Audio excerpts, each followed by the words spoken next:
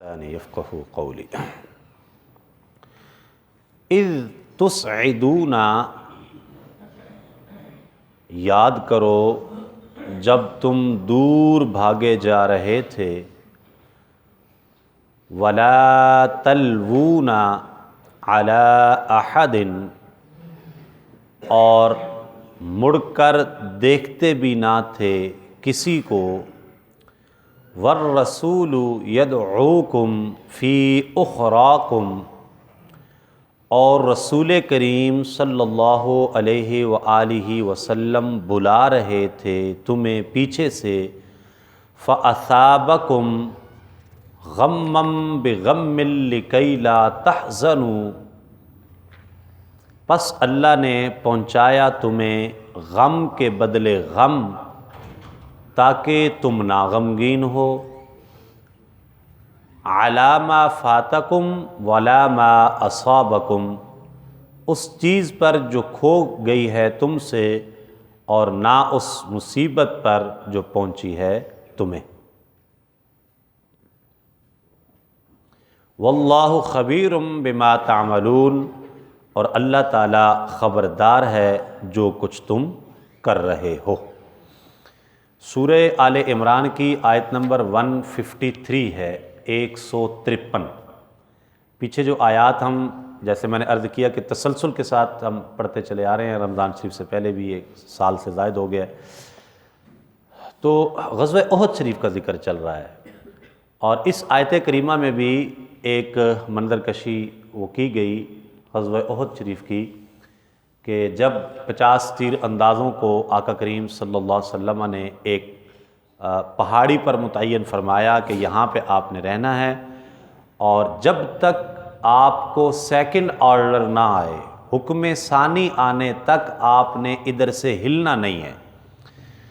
تو جب جنگ شروع ہوئی اور پہلے حملے کے اندر ہی مجاہدین اسلام نے اتنا پرزور حملہ کیا کفار پہ کہ وہ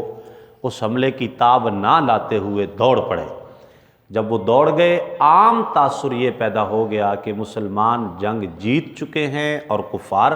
بھاگ گئے ہیں۔ کفار جو مال اپنا پھینک کے چھوڑ کے بھاگے تھے، ظاہر ہے وہ مال غنیمت ہوتا ہے، اور مال غنیمت نبی پاک علیہ السلام کی امت کے لیے حلال ہے۔ صحابہ نے وہ مال غنیمت اکٹھا کرنا شروع کیا، تو وہ جو پہاڑی پر تیر انداز مقرر کیے تھے، ان میں سے بھی بعض لوگ اس نیت سے کہ اب کیونکہ جنگ ختم ہو گئی ہے، ہماری ڈیوٹی جنگ تک تھی، جنگ ختم ہو گئی، ہم جنگ جیت گئے ہیں، لہذا اب ہمیں بھی باقی لوگوں کے ساتھ ہیلپ کرتے ہوئے سامان اکٹھا کرنا چاہیے۔ اور ان کے جو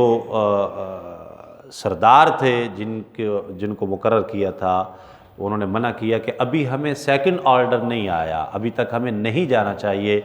لیکن وہ اختلاف ہوا، کچھ نے اس بات سے ایگری کیا، کچھ نے نہ کیا، اور وہ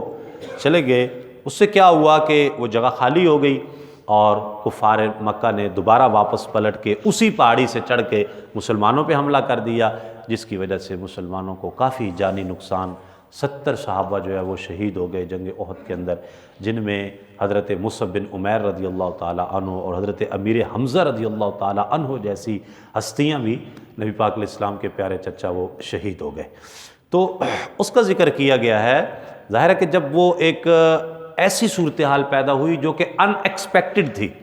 تو جب وہ حملہ آیا تو پھر ایک بھگدڑ مچ گئی لشکر اسلام کے اندر، اور کوئی کدھر بھاگ رہا ہے، کوئی کدھر بھاگ رہا ہے، کوئی کدھر بھاگ رہا ہے۔ تو اس وقت حضور صلی اللہ علیہ وآلہ وسلم جو ہے آپ، اور یہ بھی خبر پھیلا دی گئی کہ معاذ اللہ حضور علیہ السلام کو شہید کر دیا گیا ہے، تو پھر آقا کریم صلی اللہ علیہ وسلم کے جو ہے وہ گرد لوگ آہستہ آہستہ جمع ہونا شروع ہوئے۔ جب پتہ چلا کہ حضور علیہ السلام تو بقید حیات ہیں، تو آپ کے قریب جو ہے وہ لوگ آنا شروع ہو گئے۔ اس کا ذکر کیا جا رہا ہے کہ اللہ تعالیٰ نے ایک مصیبت کے ذریعے پھر آزمایا،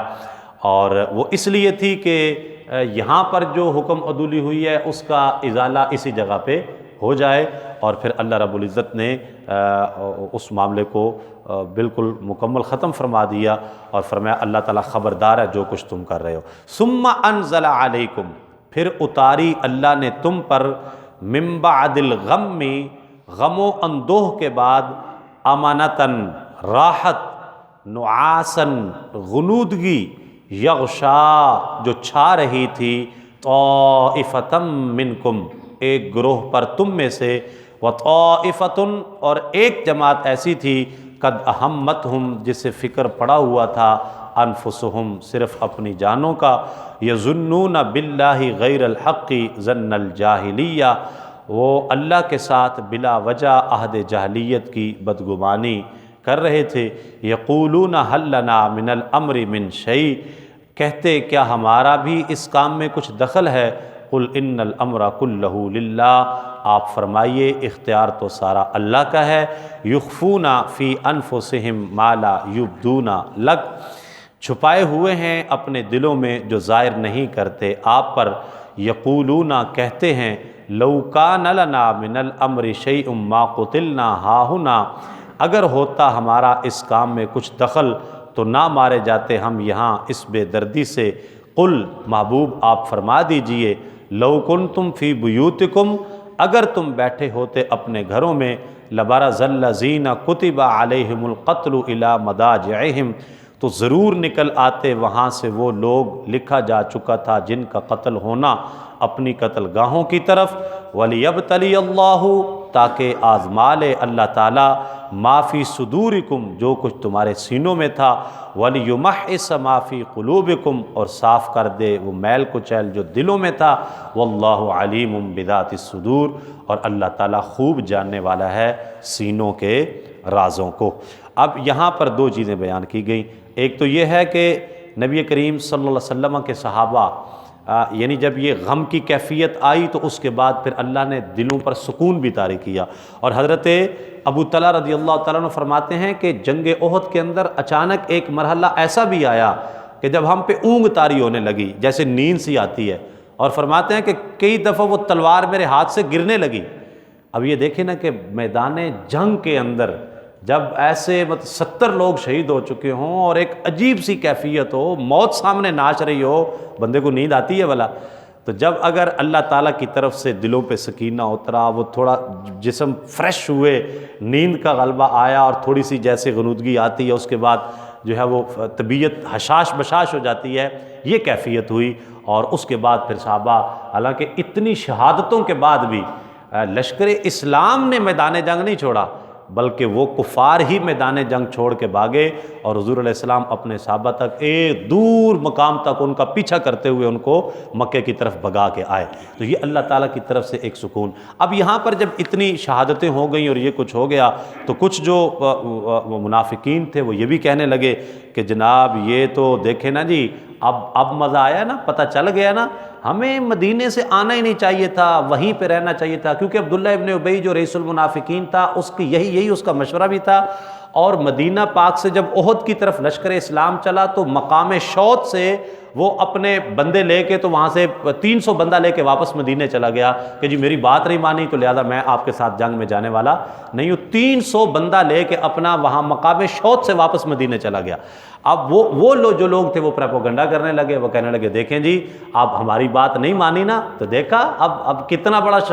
نقصان ہو گیا، شہادتیں ہو گئی ہیں۔ اللہ پاک نے فرمایا اللہ تعالیٰ وہی کرتا ہے جو اللہ کی مشیت اور ارادہ ہوتا ہے۔ جب تمہیں موت آ چکی تھی نا تو مدینے میں بھی تم میں جو لوگ تھے تو موت جب آ گئی تھی موت وہاں بھی آ جانی تھی، اور اگر ان کی موت کا وقت تھا تو مدینے میں بیٹھے ہوئے بھی انہوں نے خود چل کے اپنے قتل گاہ کی طرف آنا تھا، اس لیے کہ ان کی موت کا وقت آ چکا تھا۔ باقی اہل ایمان تو اللہ تعالیٰ نے ان کے حوصلے اور بلند کر دیے ہیں، اور اس جنگ کے ساتھ ان کا ایمان